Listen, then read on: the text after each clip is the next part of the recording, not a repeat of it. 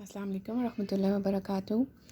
Basic جو ہے وہ رزق کا جو کانسیپٹ ہے، جو ہمیں قرآن پاک میں سورۃ الواقعہ میں اللہ سبحانہ و تعالیٰ نے بیان کیا ہے، وہ بالکل سمپل ہے۔ مال اور رزق کے کانسیپٹ کو مکس نہیں کرنا چاہیے، یہ بالکل ڈیفرنٹ ہے۔ بیسک لیول کا جو رزق ہے وہ اللہ سبحانہ و تعالیٰ نے کہا کہ آسمان سے بارش کی فارم میں نازل ہوتا ہے، اور وہ کیونکہ جب بارش ہوتی ہے تو کسی ایریا میں خوشحالی آتی ہے، اس سے ہی آپ کی فصلیں نکلتی ہیں، اس سے ہی پانی آتا ہے جو کہ پینے کے لیے یوز ہوتا ہے، اور مویشی جانور پلتے ہیں جو کہ انسان کے کھانے کے لیے یوز ہوتا ہے، یعنی کہ انسان کے سروائیول کے لیے۔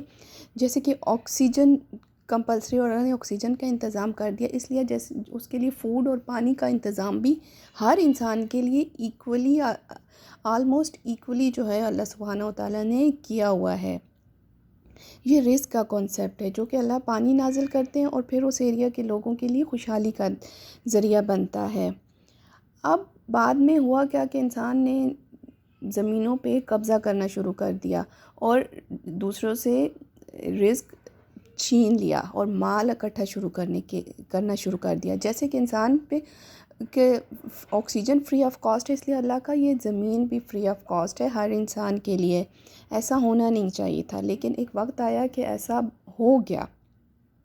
بیسک جو فلسفی ہے رزق کی وہ یہی ہے، اور اللہ نے سب کے لیے پیدا کیا، اپنی ہر مخلوق کے لیے آلموسٹ ایکولی پیدا کیا ہے۔ بعد میں کسی وجہ سے رزق میں کمی بیشی آتی ہے، یہ ایک الگ بات ہے جو کہ قرآن میں کچھ جگہوں پہ بتایا گیا ہے کہ کسی نے، ایک بندے نے جو بڑے غرور و تکبر کیا اور اللہ سے کفر کیا، تو اس کی جو فصلیں تھیں اس پہ آگ کا بگولا آیا اور اس کی فصلیں کھڑی کی کھڑی تباہ ہوئی۔ اس کے علاوہ ایک اور شخص تھا جس کے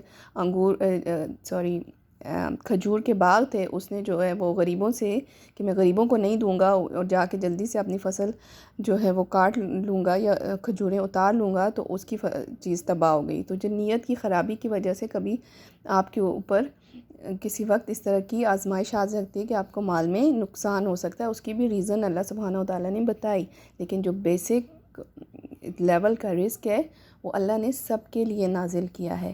پھر کیا ہوا کہ with the passage of time مال سونے اور چاندی میں کاؤنٹ ہونا شروع ہو گیا، اور لوگ جو ہے وہ اس کو اپنے لیے اکٹھا کرنا شروع ہو گئے، لینڈ پہ قبضے ہونے شروع ہو گئے، اور اس لینڈ میں قبضے کی یہ اب انسانوں کا نظام چلنے لگ گیا۔ اللہ کا نظام الگ ہے، انسانوں نے ایک دوسرے پر ظلم کا نظام شروع کر دیا اور ایک دوسرے کے ریسورسز پہ قبضہ کر کے کچھ لوگ بہت مالدار ہو گئے اور کچھ لوگ بہت غریب ہونا شروع ہو گئے۔ اس کو پھر اسلام نے ٹولریٹ کیا کچھ جگہوں پہ آ کر، اور مال خرچ کرنے کو بہت زیادہ اپریشیٹ کیا گیا اسلام میں۔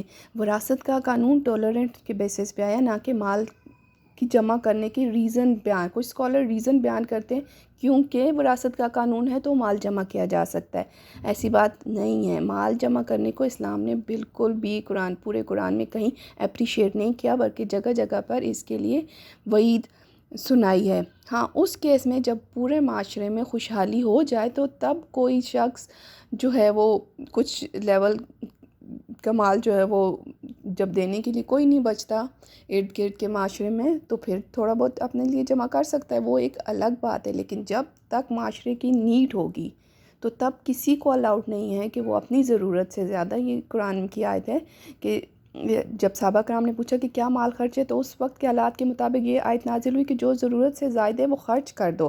بعد میں تھوڑی خوشحالی آئی تو چیزیں بدل گئیں، پھر ایک زکوٰۃ کا نظام دے دیا گیا۔ تو معاشرے کی ضرورت کو دیکھ کے اسلام جو ہے وہ قانون سیٹ کرتا ہے کہ کس وقت کتنا مال خرچ کرنا ہے۔ اسی طرح قربانی کے گوشت کے بارے میں جب رسول صلی اللہ علیہ وسلم سے پوچھا گیا کہ پچھلے سال تو آپ نے کہا تھا کہ 3 دن سے زیادہ نہیں گوشت رکھنا، بانٹ دینا ہے، اور اس وقت یہ تھی کہ غربت معاشرے میں زیادہ تھی، اس حدیث سے یہ پتہ چلتا ہے۔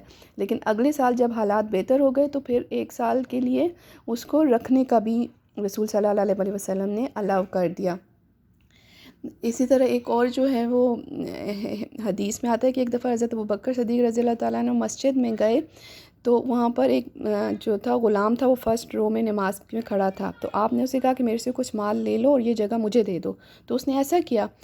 پھر جب جو ہے وہ نماز ہو گئی تو آپ رضی اللہ تعالیٰ عنہ نے رسول صلی اللہ علیہ وسلم سے کہا کہ دیکھیں مال سے مجھے یہ فائدہ ہوا، تو رسول صلی اللہ علیہ وسلم نے جو بات کی اس کو بہت غور سے سنیں۔ آپ صلی اللہ علیہ وسلم نے فرمایا کہ جب مال تمہاری جیب میں تھا تو تم پچھلی رو میں تھے، اور جب مال اس کی جیب میں چلا گیا تو وہ پچھلی رو میں چلا گیا۔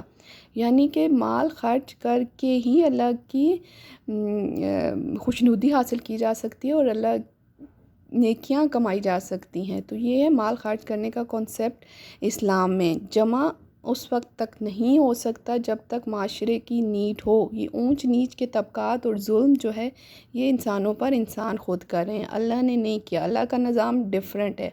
اللہ نے رزق اتارا ہے ہر انسان کے لیے، یہ انسان ہے جو دوسروں کے رزق پہ قبضہ کر کے اپنے پیٹ آگ سے بھر رہے ہیں۔ جزاک اللہ خیر۔